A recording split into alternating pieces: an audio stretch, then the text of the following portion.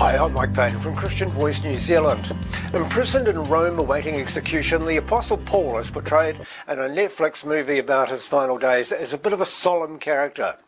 The Christian community eagerly awaited his letters, which eventually came from their much-loved apostle, and to help them understand his trials and the tribulation that they may one day face. In earlier biblical accounts where Paul was incarcerated, he prayed and sang songs. Paul was eventually freed after God, hearing his supplication, shook the earth and the doors of the jail were flung open. Now, I mention this because another apostle has found himself in a similar position. This time it's the self-proclaiming apostle Brian Tamaki, thankfully not awaiting execution.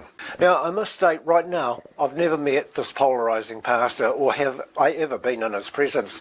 And to be fair, I'm not the one who would condone and yet not condemn what he does in his church. But from the outside looking in, Tamaki leads a very passionate congregation. One can only look at the difference Destiny Church has made to so many within the South Auckland community. You know, Tamaki is certainly a leader of people, and that's the point that I want to make. Brian Tamaki leads, but it is with the grace of the God he serves and the reason why. Recent events have seen Tamaki in prison for standing against the tide of totalitarianism sweeping across this nation. Now, in the past I've often called for our churches to unite, but it just keeps falling on deaf ears. But Brian Tamaki, along with his Destiny Church congregation, has read the feeling of this country correctly.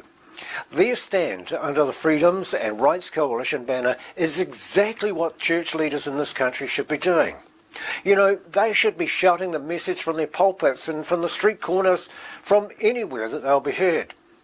But except for a few, and I mean a few, 5 to be exact, Brian Tamaki is very much on his own. Is it that the churches in this country simply disagree with the stand? Or is it that they're erring on the side of self-preservation? Is it that they're held back by the members of their congregation who only want warm fuzzies from their pastors? Or is it some pastors just don't relish the idea of supporting a man who's standing for freedom from tyranny, freedom of rights, and above all the freedoms which are God-given in this country? Without a doubt, Christianity in New Zealand, as it is everywhere else in the world, it's big business. Maybe Christian organisations have seen how the government has looked to remove the tax status from Destiny Church and Family First because of their stance in standing up and challenging the government when it's wrong. While churches in New Zealand, once referred to as God's own, are being distracted by the socialist-leaning government as to who and how many can attend a church, when churches are being leaned on to provide housing and food for the needy because of this government's inability to manage an economy. When this country is destitute of love for our Creator, when this government promotes division and segregation to its society, when it fails to protect the vulnerable in our communities, when the government mandates a loss of employment because you refuse to undertake a still and unproven experimental procedure, you may ask, who is it that they represent? At least Brian Tamaki was arrested for standing up for the downtrodden. How many other pastors or church leaders can say that they could be arrested for their sermon last Sunday?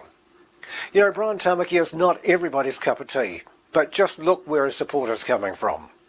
Not just Destiny Church, it's not just from the anti-vaxxers, it's not from the fringe elements, it's coming from the average New Zealander who sees Brian Tamaki leading and providing the salt and the light in this dark country. I'm guessing that Tamaki will find it tough going in Mount Eden prison. But you can only applaud his conviction and his faith to stand out against the tide and speak out for not just his country, but for all who are oppressed in this country. Like the congregations of Philippi, Galatia, Corinth and Crete awaited news from behind bars during Paul's internment, many from the South Auckland region and across the nation will be awaiting the release of Brian Tamaki.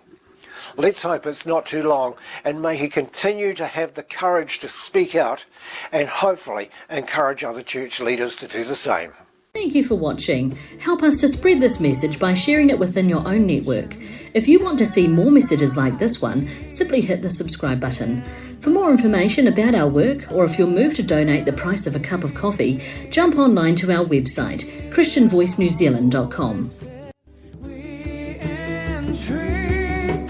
God.